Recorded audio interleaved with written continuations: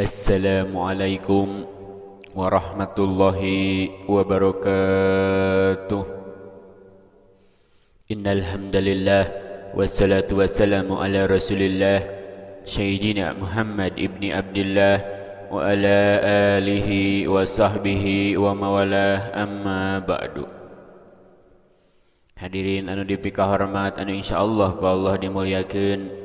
Oge teh hilap ka bapa-bapa, ibu-ibu warga sadaya anu kupribados dipikah hormat anu insyaallah ku Allah dimuliakeun.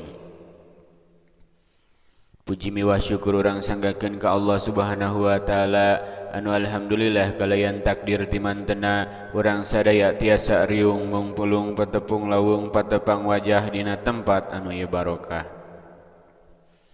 Anu mudah-mudahan ieu reungan teh singajantenkeun hiji wasilah ngengengkeun syafaatul udma dina poe kiamah, amin ya Allah ya rabbal alamin. Oge rahmat miwah salam mugi salamina dicurahtur dilimpah ka paduka Rasul wasana Kangjeng Nabi Muhammad sallallahu alaihi wasallam. Tehilap ka para keluargana, sahabatna, tabiina, oge mudah-mudahan eta rahmat teh dugi ka urang sadaya, amin ya Allah ya rabbal alamin.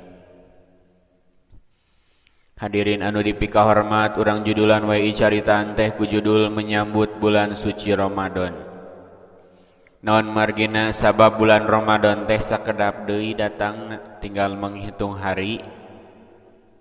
Teka raos dina puasa tahun kamari ayeuna tos bade puasa deui. Tah urang teh kudu bungah ku ayana datang bulan suci Ramadan teh.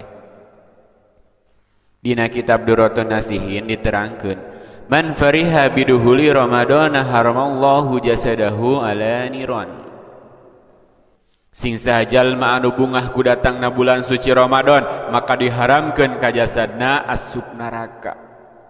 Tah urang teh kudu bungah ku datangna bulan suci Ramadan, sabab dina bulan ieu pahala dilipat gandakeun, pintu ampunan dibuka salebar-lebarna. Tah di bulan Ramadan teh ajang urang ibadah salolobana.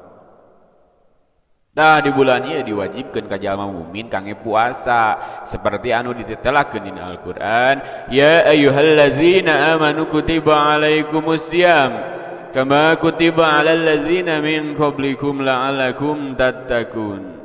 Hei jalma anu ariman, diwajibkeun ka aranjeun puasa seperti anu geus diwajibkeun ka jalma saacan maneh meh maraneh takwa. Tah eta teh kewajiban urang sebagai umat muslim nunaikeun rukun Islam anu kaopat. Tah timulai ayeuna hayu urang bersungguh-sungguh menyambut datangna bulan suci Ramadan, eureunnan sagala rupa dosa anu tos dilakukeun, tobatan sagala rupa dosa urang. Tah mudah-mudahan urang sadaya dipasihan umur anu panjang supaya tiasa patepang jeung bulan Ramadan sareng tiasa ibadah di bulan Ramadan, amin ya Allah ya rabbal alamin.